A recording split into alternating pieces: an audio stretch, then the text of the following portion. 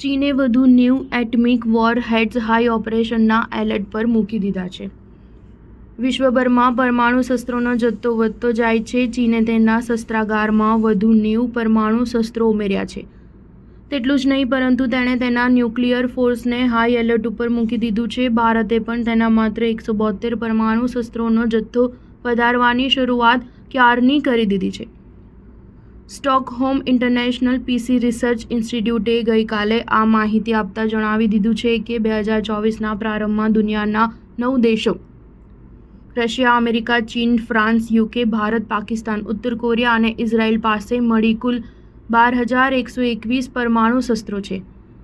આ પૈકી 3,904 તો યુદ્ધની સ્થિતિમાં તૈનાત રખાયા છે। તે પૈકી 2100 ન્યુક્લિયર વોરહેડ્સ તો હાઈ ઓપરેશનલ એલર્ટમાં મૂકી દેવાયા છે, જે સંખ્યા ગત વર્ષ કરતાં 100 જેટલી છે।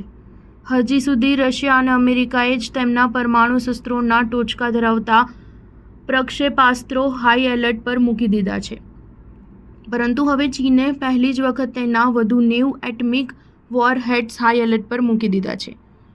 ભારતના સંરક્ષણ મંત્રાલયે જણાવ્યું છે કે Centre for Air Power Studies today નામક પરિસંવાદમાં ભારતના chief of defence staff general Anil ચૌહાણે જણાવ્યું હતું કે ભૂ-રાજકીય પરિદૃશ્ય તરીકે જોતા પરમાણુ શસ્ત્રો ફરી એકવાર મધ્યસ્થ ભૂમિકામાં આવી ગયા છે। સ્ટાર ન્યૂઝ 7 હંમેશા સચ્ચાઈની સાથે।